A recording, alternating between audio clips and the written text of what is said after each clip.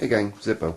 I've not been real successful in taking time to make some videos here recently with some things that have been going on around here, so I'm going to try a new little system here that should only take me a couple minutes, and it'll still get videos up there to you guys, and they're just going to be real quick, short self-help videos aimed at making things easier on you guys for your engine tractor maintenance, engine maintenance, things to that effect.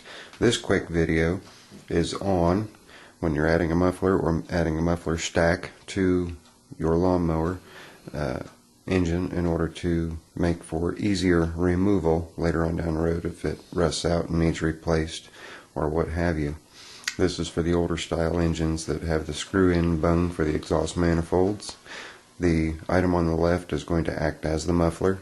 The other two items are lock rings. The lock rings will help facilitate locking down your muffler or stack. They will also facilitate easily removing your muffler or stack when you're ready to remove them.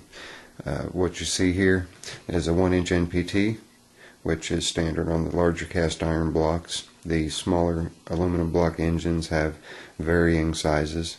Use, obviously the the appropriate size. Lock ring. Now, these lock rings. There's people on eBay that are raking people over the coals, calling these particular items exhaust lock rings. These particular items are not exhaust lock rings, but they do work awesome as exhaust lock rings. What you simply do before you put your muffler on is you will screw one on, tighten your muffler down hand tight as you can get it, hand tight. Then tighten this down against the engine block.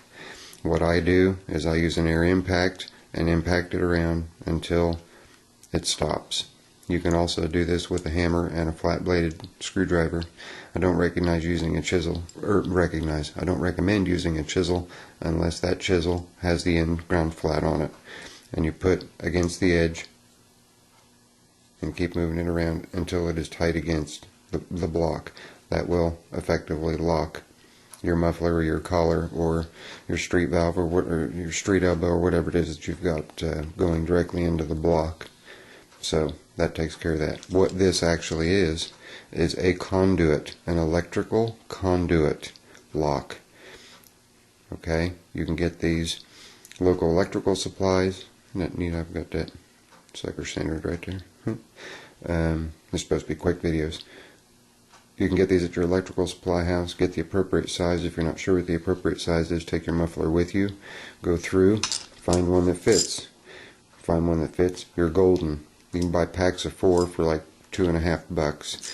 You try to buy one of these as per part number that you'll find in your manuals. People are listing these as the part numbers, as the Briggs part numbers. Not. Okay, I'm going to show you an actual Briggs muffler lock ring and compare the two, show you the difference. Okay. Here's one, here's the other. This is the electrical conduit. This is the actual Briggs lock ring. You see the thickness here. These will work. These will work just fine. They work great and they're inexpensive. They're also, disposable. They're great.